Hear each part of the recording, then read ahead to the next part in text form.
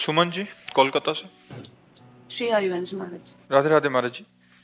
महाराज जी, गाड़ी बंगला bank balance सब सुख होते हुए भी ओवर थिंकिंग कारण डिप्रेशन की शिकार थी। फिर कहीं दिखाया, उन्होंने बहुत सारी अंगूठियां पहना दी, सारे हाथ में अंगूठियां हो गई।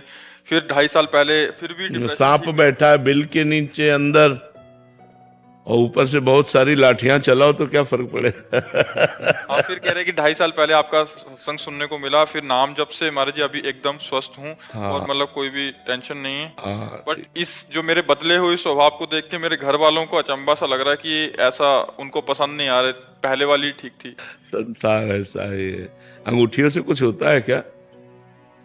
अंगूठी तो ऊपर पहली जाती है, कर्म जो है वो बड़ा प्रबल होता है। इन अगर अंगूठियों से होता तो अंगूठी बनाने वाला सुखी हो जाता कि नहीं हो जाता? क्योंकि उसके पास तो सैकड़ों प्रकार की अंगूठियां हैं। एक आदमी आया और हमको बताया कि हमारा 7.5 शनिचर चलता है, तो घोड़े की अंगूठियां, नाल की अंगूठी पहने था। तो बोले हमको पहना दिया है पंडित जी ने। तो उनका क्या है? बोले घोड़े के नाल की अंगूठी। और कहा इससे 7.5 नहीं आएगा। तो कहा घोड़े के ऊपर 7.5 चढ़ा हुआ बेचारा दिन भर रोड में दौड़ता है, उसका तो उतरा नहीं, उसकी नाल से तुम्हारा क्या उतर जाएगा? अरे घोड़े की तो खुद दुर्गति हो रही है, वो बेचारा लाद लाद करके परेशान है। ये मनुष्यों की बुद्धि मायाप्रीत है, माया ने अपहरण कर लिया है। नहीं, खुला मार्ग है। मामे वे प्रपद्यन्ते माया में ताम तरन्ते। भगवान की शरण में हो जाओ, भगवान का नाम जप करो, अच्छे कर्म करो। किसी से आशीर्वाद मांगने की जरूरत नहीं, किसी से जंतुर बंधवाने की जरूरत नहीं। अंगूठी की जगह अब वो पहनो जिससे नाम जप किया जाता। क्या कहते थे? काउंटर। काउंटर करो, एनकाउंटर कर दो सब तुम्हारे जितने दुख है, जितने दुख हैं, जितनी विपत्तियां है, उनका एनकाउंटर कर दो काउंटर के द्वारा। राधा राधा राधा राधा राधा राधा। दुकानदारी बंद हो जाएगी हमारी। नहीं, शोभा के लिए अगर आप बड़े धनी हो तो बढ़िया हीरा का नग लगा करके सोने की अंगूठी बढ़िया शोभा के लिए पहनो। गृहस्थ में कोई बाबा जी तो हो नहीं, उसके लिए हम निषेध नहीं करते। लेकिन किसी भी प्रकार की अंगूठी से आपका दुख नष्ट हो जाएगा। बहुत डराते भी है। ऐसे किसी को नहीं ठगना नहीं चाहिए।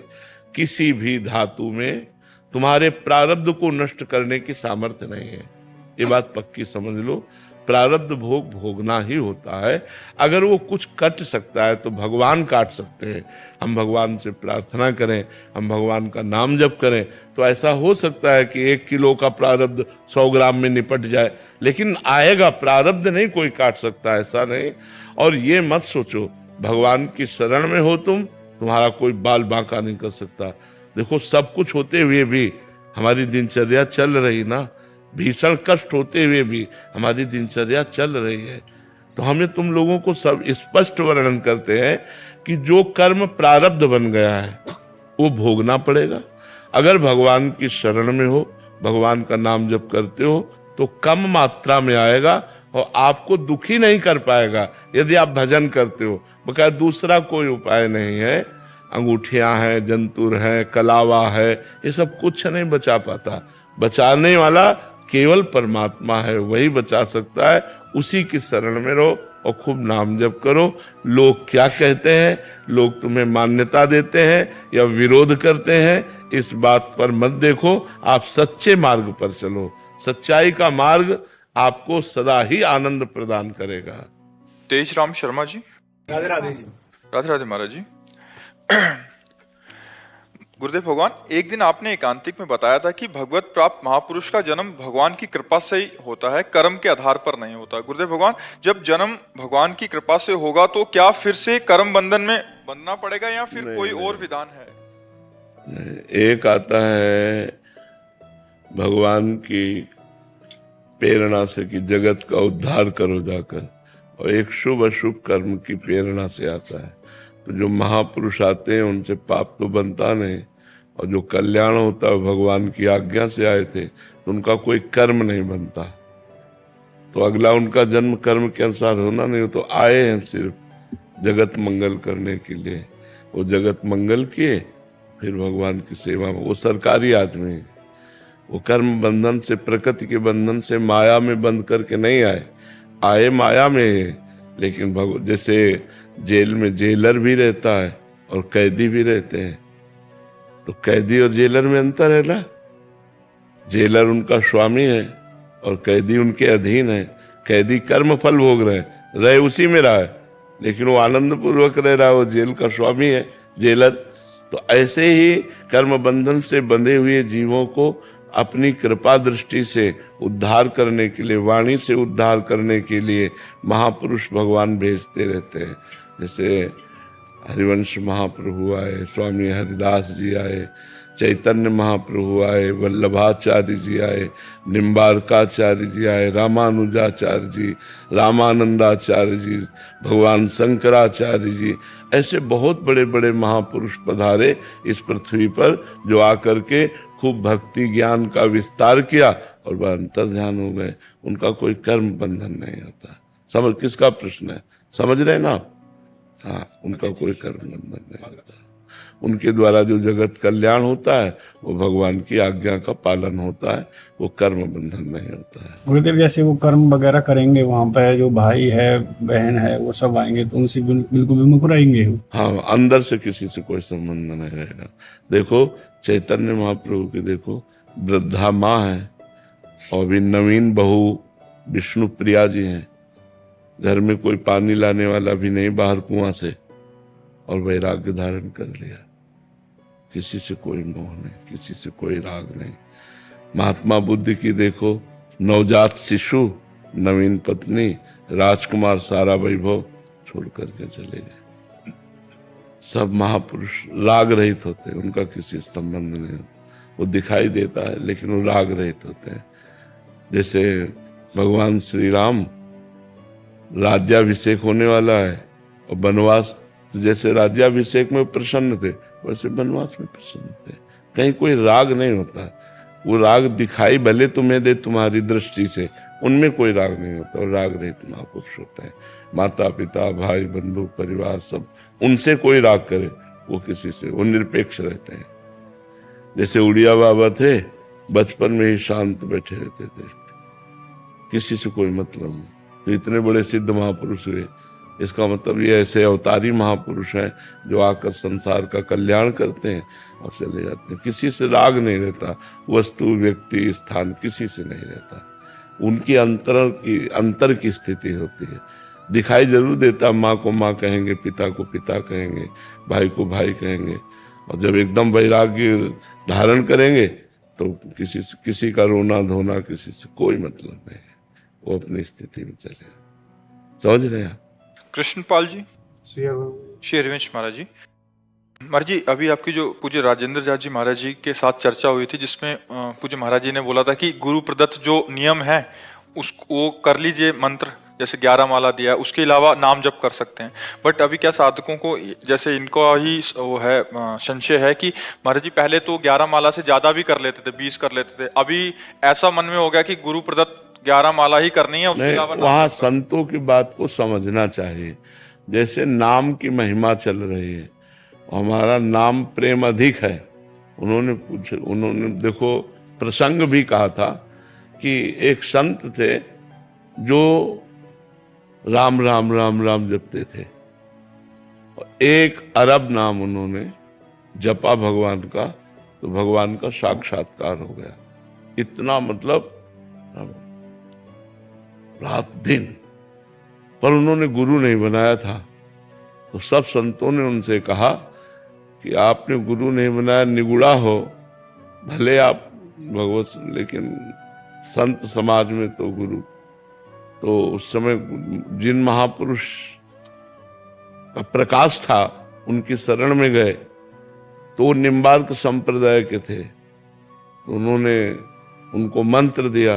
अब गोपाल मंत्र बड़ा मंत्र, अब 10वें वर्ष का अभ्यास राम राम राम राम राम राम राम राम राम। तो रो पड़े चरण पकड़ करके, महाराज जी अब हमारा अभ्यास तो राम राम का है और गुरु मंत्र आप इतना बड़ा दिए हो, अब वो कैसे चल पाएगा, क्योंकि हम राम राम छोड़ना भी चाहे तो नहीं छोड़ सकते, वो हमारे बस गया। तो उन्होंने कहा कि आप थोड़ा गुरु मंत्र जप लिया और फिर राम नाम जप। तो वो बात किस बात पर कहे गए इसको समझना चाहिए। कि उनकी राम नाम में प्रबल आसक्ति थी, तो कहा कि थोड़ा गुरु मंत्र जप लो। तो जैसे जो साधक है, अब उसका राधा नाम में बहुत प्रेम हो गया, अब कहा जाता है गुरु मंत्र भी जपो। तो फिर बोले गुरु ने जो कहा है उतना तो नियम पूरा कर लो, हर समय फिर राधा राधा रटते रहो। और अगर आपका हर समय गुरु मंत्र चल रहा है तो उसे रोकने की जरूरत नहीं है। आप 50 माला गुरु मंत्र करते हो तो उसे कम करने की जरूरत नहीं है। वहां बात को समझना, संतों की बात को समझना चाहिए। तो वहां वो बात कही गई कि अगर बिल्कुल आपके नाम में रति दृढ़ हो रही है तो आप अपने गुरु ने जो नियम दिया है उन नियम को तो पूरा ही कर लो। मान लो गुरु ने कहा 11 माला 21 माला, तो वो माला हम करेंगे और फिर हर समय नाम जप करेंगे। कभी कभी साधक जैसे गुरुजन मंत्र की महिमा गाते थे कि मंत्र बिना मंत्र के निकुंज का वो नहीं मिलेगा, पास नहीं मिलेगा, तो फिर मंत्र में रुचि हो जाती है। मतलब ऐसा लगता है यार नाम छोड़ के मंत्र को ज्यादा करना चाहिए। कभी नाम में रुचि हो जाती है। साधक की एक कोटि होती है। जब आप अच्छी साधना में पहुंचोगे तो आप गुरुमंत्र में ही टिक जाओगे। अधिक समय गुरुमंत्र में ही आपकी स्थिति रहेगी, क्योंकि गुरुमंत्र ही स्वरूप संबंध प्रकाशित करता है। नाम जप की कृपा से गुरुमंत्र मिलता है और गुरुमंत्र की कृपा से स्वरूप संबंध, सेवा संबंध जो हमारा प्रिय दास्य भाव, वात्सल्य भाव, सख्य भाव, गोपी भाव, सहचरी भाव संबंध जो है वो मंत्र से प्रकट होता है। अभी ये बात सुन लेंगे तो कुछ साधक हैं 1-1 लाख नाम जप करते हैं। अभी वो हमारे पास फिर आते हैं, बाबा अभी महाराज जी ने बोल दिया, अभी दिमाग में वही घूम रहा है। हाँ, तो बात समझना पड़ेगा ना। अगर मंत्र में बिल्कुल तुम्हारी रुचि नहीं है और नाम में रुचि है तो आप 11 माला मंत्र कर लीजिए और निरंतर नाम कीजिए। और अगर हाँ बिल्कुल बात वो ऐसे ही बनेगी। और अगर आपको रुचि हो रही तो फिर गुरु आज्ञा का पालन करके निरंतर मंत्र में चलो। अपवित्र दशा में केवल नाम जप करो और पवित्र दशा में गुरु मंत्र जप करो, आपका कल्याण हो। उसमें ना फिर क्या होता है महाराज जी, नाम को छोड़ के मंत्र में गए, मंत्र में कुछ दिन बाद दिन नहीं लगा, फिर ना इधर के रहे ना उधर। हाँ नहीं, ऐसा नहीं। और फिर बाद में आते हैं कि पहले तो नाम तो 50,000 हो जाता था, अभी मंत्र को प्रयास किया बट मंत्र अभी 15 या 20 माला से बस 15-20 माला कर लो और वन निरंतर नाम जप करो। हाँ, उसी से मंगल हो जाएगा। ऋचा जी लखनऊ से। राधे राधे राधे महाराज जी। महाराज जी तीसरी आंख आज्ञा चक्र खोलने का उपाय बताइए महाराज। अरे इन 2 आंखों को तो पवित्र कर लो पहले। भगवान ने जो दिया है, पहले इन 2 आंखों को पवित्र करो। सब में भगवान की भावना करो। अपने पति को भगवान के रूप में देखो, सास ससुर को भगवान के रूप में देखो, बच्चों को भगवान। तो नेत्रों की सार्थकता जो है उसकी सार्थकता हो गई। अब आज्ञा चक्र खोलने के आप में सामर्थ्य नहीं है, भगवान कृपा करे तो हो सकती है। क्योंकि कितने घंटे पद्मासन में बैठ सकती हो? 3 घंटा बिना हिले। 3 घंटा बिना हिले जो सिद्धासन में बैठ सके वो आज्ञा चक्र को खोल सकता है। अब आज्ञा चक्र को खोलने के लिए इतनी बड़ी सामर्थ्य, 30 मिनट बैठकर देखो सिद्धासन में पद्मा तो आपके हाथ पैरों में मतलब देखो फिर क्या होता है।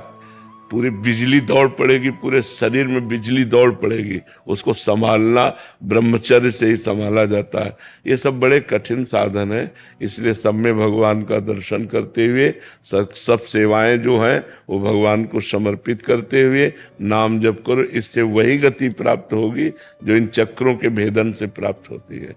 भगवान की प्रसन्नता कलयुग केवल नाम आधारा, सुमिर सुमिर न तरह। भगवान का नाम जप करो, अपने पति को साक्षात भगवान ही मानो, परिवार को भगवत भाव से सेवा करो, इसी से परम मंगल हो जाएगा। जो धर्म के अनुसार चलता है, भगवान का नाम जप करता है, सब में भगवत भावना करता है और आए हुए दुख सुख को बिना किसी व्यथा के सह लेता है और हम पर भगवान की अपार कृपा है ऐसा सोचता है, उसको भगवत प्राप्ति ऐसे हो जाती है जैसे बाप की संपत्ति पर बेटे का स्वयं अधिकार हो जाता है। बस बहुत सहज सरल मार्ग है। भगवान का नाम लेना, परिवार को भगवत स्वरूप समझना, जो कर्म कर रहे हैं वो भगवान। जैसे अब रसोई बना रहे हैं, अब पाना अपने को ही है लेकिन प्रभु के लिए बना रहे हैं, भावना खूब मगन होकर, ये देखो छूना मत, ठाकुर जी के लिए बना रहे हैं, और सुंदर रसोई बनाई, गरम गरम भोग रखा, ठाकुर जी के सामने पधरा दिया, 10-15-20 मिनट उनको पवाया, मुसारा, पूरे परिवार को पवाया, यही भक्ति हो गई। भक्ति में कोई नया कार्य नहीं करना, जो कार्य कर रहे हो वो भगवत भाव से करो, वही आपको भगवत प्राप्ति करा देगा। जो कार्य कर रहे हो भगवत भाव से करो, उसी में दिव्यता आ जाएगी। बस ये है कि नाम जप बड़ा कठिन है निरंतर चलाना। आप देखो, नाम जप अंदर ही अंदर निरंतर चलाना बड़ा कठिन, सबसे कठिन काम विश्व में निरंतर नाम जप चलाना है। ये हमारा अनुभव है, अपना अनुभव है, क्योंकि अब हम दिन भर इसी में तो लगे, निरंतर इसको चलाना कि हम 8 घंटे 10 घंटे बिना विस्मरण किए नाम चल रहा है, ये बहुत कठिन कार्य है, और इसी से भगवत प्राप्ति हो जाएगी। माम निस्मर युद्ध च, भगवान का स्मरण और अपने कर्तव्य का पालन। अदिति शर्मा जी। राधे राधे महाराज जी। महाराज जी, आप कहते हैं कि निंदा बड़ा पाप है। महाराज जी, निंदा क्या है तथा चर्चा और निंदा में क्या अंतर है? हाँ, पर चर्चा निंदा के अंतर्गत है। पर चर्चा, पर दोषों का दर्शन करके उनका वर्णन करना निंदा के अंतर्गत आता है। जैसे किसी व्यक्ति की, वो व्यक्ति ऐसा है, वो उसके दोष दर्शन करके दोष वर्णन करना, ये निंदा के अंतर्गत आता है। तो जड़ चेतन गुण दोष में विश्व कीन करतार, संत हंस गुण गाहे पे परिहरि वार विकार। ये पूरा संसार जो रचा है, ये गुण दोष दोनों से मिश्रित रचा है। तो जैसे दूध और पानी मिला के रख दो तो हंस दूध पी लेता है, पानी छोड़ देता है। ऐसे अच्छे स्वभाव वाले जो साधक है, वो दूसरों से गुण लेते हैं, दोषों का त्याग कर देते। किसी के दोष अगर दिखाई भी दिए तो सोचते मेरे भगवान की माया है, वो वर्णन नहीं करेंगे कि वो ऐसा ऐसा ऐसा। हाँ, अपने मित्र, अपने पुत्र, अपने शिष्य, इनके दोष दर्शन करके वर्णन करना उन्हीं के सामने, ये अधिकार है पिता को, ये अधिकार है मित्र को, ये अधिकार है गुरु को। जैसे हमारा मित्र है कि भाई आप हमारे दोस्त हो, आप ये गलत कर रहे हो, ये निंदा नहीं हुई। लेकिन इनसे कहा कि हमारा मित्र जो है ना, वो ऐसा गलत करता है, अब ये निंदा हो गई। डायरेक्ट बात करो, जिसकी गलती है उससे डायरेक्ट, तो निंदा नहीं मानी जाएगी। अच्छा, पिता को अधिकार है पुत्र के दोष दर्शन देखकर उसको डांटे, उसको अच्छे आचरणों में लगाए। ऐसे शिक्षक गुरु को अधिकार है कि अपने शिष्य के दोष दर्शन करे, उसके दोषों का निवारण करे। लेकिन अपने लोगों को जो साधना में रहता है, वो जहाँ दोष भी दिखाई दे तो भगवान की माया के दोष है, और भगवान को सब जगह मानकर प्रणाम करे, किसी की निंदा ना करे। क्योंकि हमारे आचार्यों ने, महापुरुषों ने कहा, पर निंदा के किए ते आवत नहीं कछुआत, मूर्ख पर्वत पाप को ले चल अपने साथ। जो दूसरों की निंदा करते हैं, हाथ तो कुछ आता नहीं, उसके पाप की पोटरी अपने सिर पर लाद कर नरक को जाते हैं। तो हम ऐसा काम क्यों करें? दूसरे की निंदा करने से अपने में पाप आ जाता है। निंदा जिसकी कर रहे हो उसका, और अपना पुण्य उसके पास चला जाता है। इसलिए पाप भरी बात, किसी की निंदा न करे, किसी के दोष दर्शन न करे। दोष दिखाई भी दे तो हरि जाने, हरि का काम जाने। ये सृष्टि उनकी है, हमको प्रणाम करना है। समीर जी। राधे राधे महाराज जी। महाराज जी, कई बार ऐसा लगता है कि समस्त प्रयास करने एवं प्रभु की आराधना के बाद भी संभवतः प्रभु कृपा नहीं मिल पा रही, मन व्यग्र हो जाता है, अपेक्षित परिणाम नहीं मिल पाता। तो ऐसा प्रतीत होता है जैसे किनारे कर दिया हो। अभी पाप भस्म नहीं हुए, पाप नष्ट नहीं हुए, अभी इतना भजन नहीं हुआ कि पाप नष्ट हो जाए, इसलिए ऐसा प्रतीत होता है। और भजन करो, अभी भजन किया ही क्या है? अनंत जन्मों के हिसाब किताब बकाया है। अभी क्या 2-4 माला भजन कर लेना, इससे माया के ऊपर थोड़ी विजय प्राप्त कर लोगे। माया के ऊपर विजय प्राप्त किया जाता है, रात दिन अंतर चिंतन चल रहा है। बाहर से कुछ न करो, बिल्कुल कुछ बाहर से न करो, और अंदर भजन कर रहे हो तो सब कुछ हो गया, और ये सब कर रहे हो और अंदर भजन नहीं हो रहा तो फिर बात नहीं बनेगी। अंतर में भजन शुरू करो, राधा राधा राधा राधा, चमत्कार प्रकट हो जाएगा, अद्भुत चमत्कार प्रकट हो जाएंगे, जो आप खुद अनुभव करोगे जीवन में कि जो मैंने किया और अब जो कर रहा हूं इसका फल क्या है। नाम जप में लगो, अधिक से अधिक अंदर ही अंदर, अंदर ही अंदर नाम जप, चमत्कार प्रकट हो जाएगा। जो कामनाएं तुमको दुख देने वाली है वो मांगोगे भी तो भगवान पूरी नहीं करेंगे, और जिससे तुम्हारा मंगल होगा वो बिना मांगे भी कामनाएं पूरी कर देंगे। नाम जप करो। अभी ऐसा नाम जप नहीं हुआ कि उसका परिणाम आपको गलत नजर आवे, अभी नाम जप ऐसा नहीं हुआ। गुरुदेव, महाराज विरक्तानंद जी के दर्शन कई बार हुए शोभन सरकार में, कानपुर जी। शोभन आश्रम था, जी। तो आपके एक मैंने देखा था, तो आप को दर्शन उनके प्राप्त हुए थे, तो मैं बड़ा सौभाग्यशाली था कि वहाँ पे जाता रहता हूँ मैं, और उनके दर्शन मुझे मिले। हाँ हाँ हाँ, तो संतों का दर्शन और संतों का संभाषण भजन में प्रीति दिलाता है। बड़े भाग पाइप सत्संगा, बिना प्रयास होए भवभंगा। जब तक अंतर से भजन नहीं होगा, अंदर से, तब तक माया मल का नाश नहीं होगा, और जब तक माया का नाश नहीं होगा तब तक कभी दुख, कभी सुख, कभी दुख, कभी मान, कभी अपमान, कभी हानि, कभी लाभ, ये जन्म मृत्यु, ये सब चलता रहता है। यही द्वंद्व चलाते हैं। खूब अंदर अंदर जपो, जो नाम तुम्हें प्रिय हो अंदर ही अंदर उसे जपो, जो नाम अच्छा लगे।